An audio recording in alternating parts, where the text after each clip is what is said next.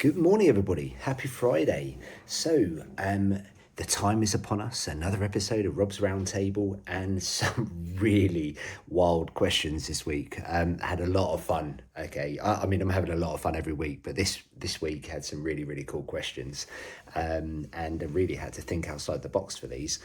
But also noticing how grey I'm getting. Jeez, it's only going to be a couple of weeks before I have to get the Just for Men and dye my hair. So luckily, not on top of my head, just a bit. So guys, so first question. Okay, first of all, thank you obviously for those that did ask some questions. But the first one, okay, who do I think's better, Lionel Messi or Cristiano Ronaldo? This is a great question. I'll be honest with you, I've always thought Ronaldo was slightly better. There's no question, okay, they are extraordinary players, both of them. And they're different players, so it is hard to come up with a good answer for this. But in my opinion, Ronaldo, because he's done it in different teams where Messi hasn't really produced the Barcelona Messi in other teams where Ronaldo seems to be breaking records wherever he goes. That is absolutely no way of suggesting that Messi isn't any good. They are both brilliant, and they're both totally different players. But that's my answer. I'd say Ronaldo purely simply because he's done it in more teams. But as a West Ham follower, I'll take any single one of those players. So yeah, it'll be fantastic. I mean, they break the bank for West Ham, but yeah, we're taking. Question 2. What's the best way to stay hydrated? Well, obviously get your fluids in, but a lot of people don't understand, okay, true hydration. True hydration comes from a balance of salt, electrolytes, and water and fluid. Okay, it's not just water. It really irritates me where people turn around and say, well, just drink more water to stay fluid. You can actually dehydrate yourself, okay, technically by drinking more water, because the more water you drink, the more you urinate, and the more you urinate, you flush out the salts and electrolytes. So you need to get, okay, obviously salt being a mineral, you do need to include other minerals as well, but like potassium, magnesium are the others, but you really need, okay, a blend of all three. So just be cautious of that, but that's the best way of staying hydrated, really. So yeah, hope that gives you an answer to the question. The next question, best way to lose weight, be in a calorie deficit. There's really nothing more to say than that. How you achieve it really comes down to you. I did an article on this, calories in versus calories out, and it explains exactly what is necessary to achieve any body weight goal. It is about being a deficit, but there's a couple of different ways of achieving that. You don't just have to eat less. You can obviously increase your output, and you don't necessarily have to increase your exercise to achieve that. There is something called NEAT, non-exercise activity thermogenesis, which is just basically staying active. And you'll typically see people, for example, when they talk, they use hand movements. Okay, they find it hard to sit still. They're constantly doing this. You know, they're moving, they're fidgeting. This is the type of kind of thing what is associated with NEAT. Okay, it's those activities that you are unconsciously doing. Okay, now it is a bit weird by me doing this. Obviously, I'm consciously doing it, so it's not NEAT anymore. It's actually called EAT. You've got to love the acronym there, but it's exercise activity thermogenesis. It's basically NEAT, but subconsciously doing it. Okay, so when you go to the gym, me standing here doing this, okay, it's all activity burning calories, but I'm consciously doing it. So, but NEAT, you burn so many more calories through NEAT than your EAT, your activities. Okay, so when you go to the gym, you don't actually burn that many calories in the grand scheme of things. Okay, when you think, okay, if your maintenance calories were 2,500 calories, you'll go to the gym and you'll be hard pushed, seriously hard pushed, okay, to burn off 500 calories in a workout. Well, if your maintenance is 2,500, That's 2,000 calories, okay, you're burning outside of the gym. Okay, so go and read my article, Calories In versus Calories Out, and it gives a breakdown of all different ways you can achieve that calorie deficit for losing weight. But that's the best way, okay, and the only way you're ever going to lose weight, okay, is being a calorie deficit. How's the new program, guys? I have to say, I love this new program. Okay, I'm actually on day 6, so it's a little bit confusing for me because it's an 8-day program. It's not a 7-day program. Okay, but slap on in the middle of 3 workouts at the gym, okay, is my active rest day, which is a rucked walk, okay, or just slapping some weights in a backpack. Okay, I do have a weighted vest, so it's not technically rucking, but it's the same thing. Okay, got to be careful how I'm saying that. That's rucking with an R, okay, but I did it for 75-minute walk, when was it, 2 days ago, and it was absolutely brilliant. Okay, I really enjoyed it. It was such a nice thing to be outside walking when it started to get light. Okay, it was a little bit cold, okay, but obviously in the summer months it will be even nicer where it's a bit warmer, but I loved it. And these workouts are brilliant. Okay, I was speaking to a friend just yesterday and saying I'd probably say about 25% of the program. Bear in mind, it's coming on for nearly 30 years. I've been going to gyms. 25% of the program I've never done before in that whole time.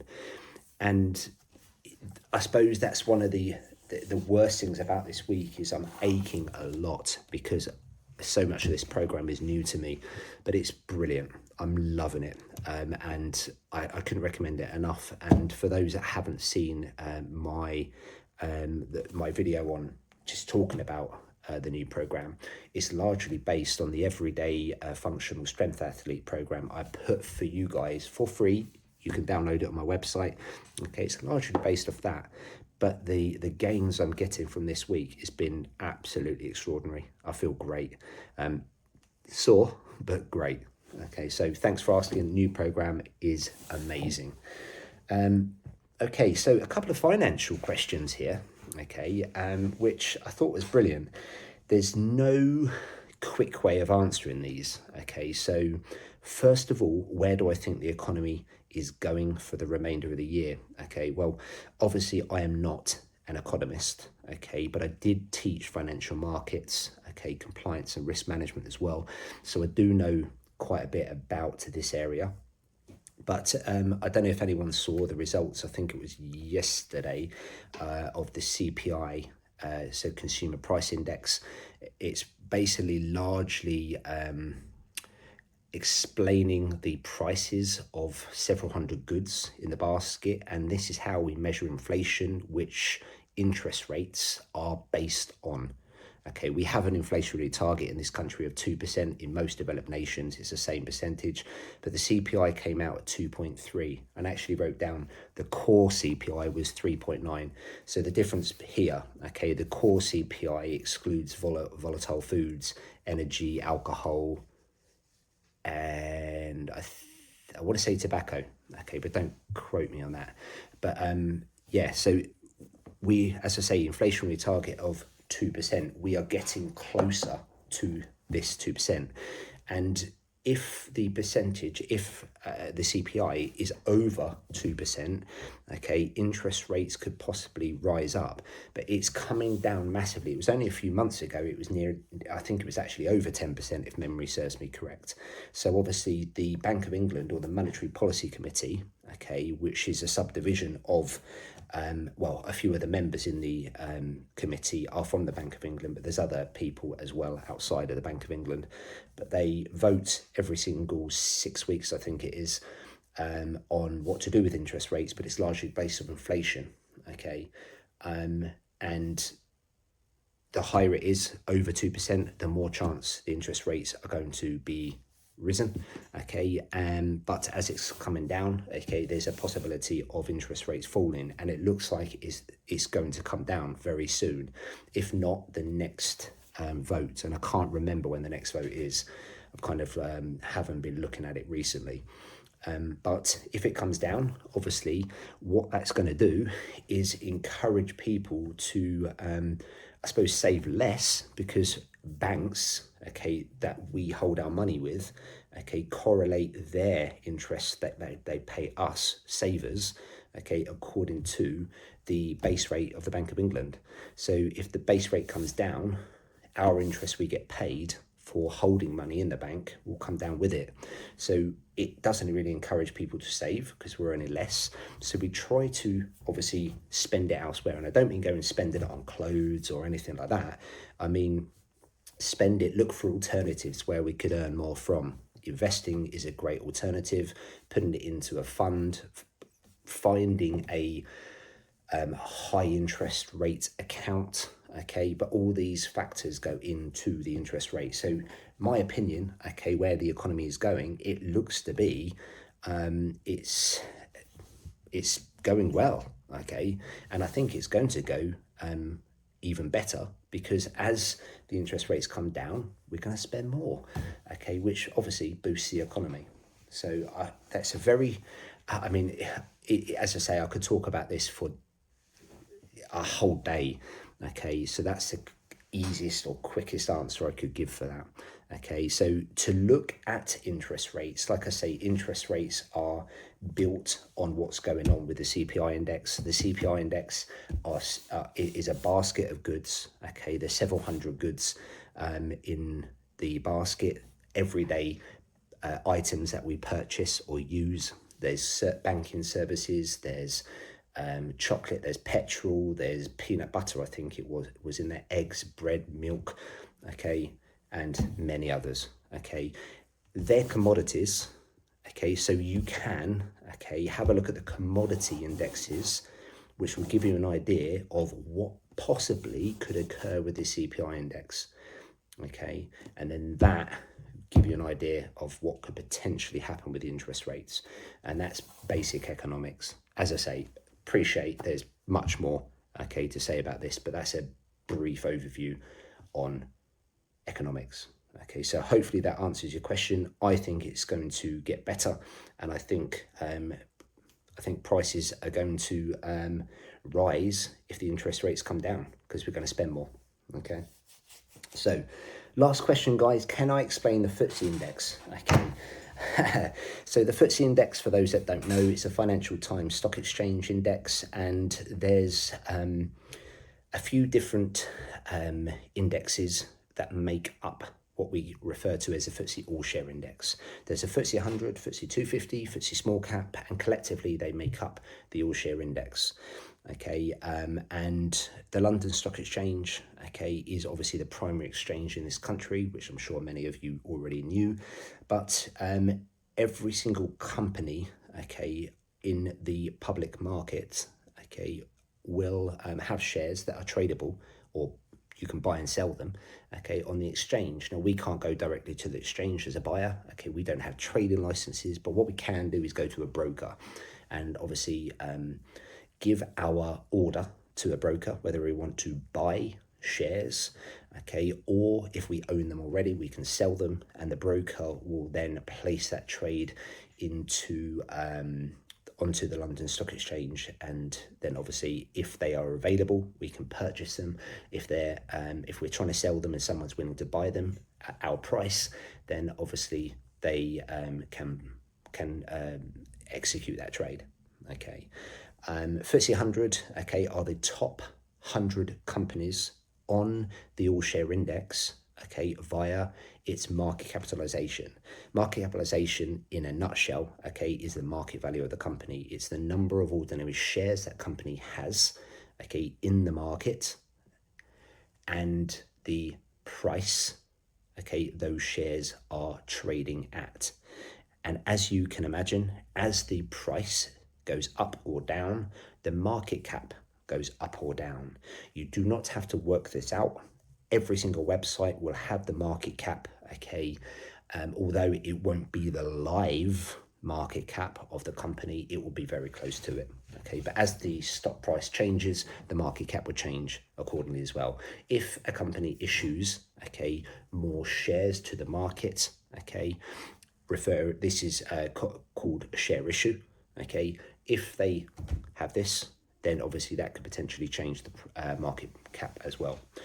The next index down, or indice, is the FTSE 250, and that's the next top 250 companies on the all share index, that via its market cap. And then there's a FTSE 350. 350 is made up of the FTSE 100 and the FTSE 250. Just be careful here, because a lot of people say the FTSE 250 are the top 250. It's not. It's the next top 250 outside of the FTSE 100. So the biggest company on the London Stock Exchange or in the FTSE All Share Index, is, I think it's AstraZeneca at the minute, although Royal Dutch Shell, I think it's just Shell now, is very close to it. So they sometimes bounce around, and it's very similar to what happens in any sport league table. If you take football, for example, when teams win, they accumulate points, or draw, they can go up the league table. And that's exactly what happens in the FTSE All Share Index. So you get companies get demoted and promoted, every quarter. It's called the FTSE Quarterly Reshuffle. So obviously I don't want to go into too much into that side of things, because again, we could be talking for a day, but that gives you some idea, about the FTSE index. As I say, the FTSE small cap is just a smaller index that attaches itself to the all share index. So FTSE 100, FTSE 250 small cap is basically the remainder of those companies on the index, and that's the FTSE index. So hopefully that answers your question. As I say, it's a very quick, rough, ready explanation of what that is. So guys, that's the last question I got. So hopefully you've enjoyed this episode of Rob's Roundtable. Keep the questions coming, guys.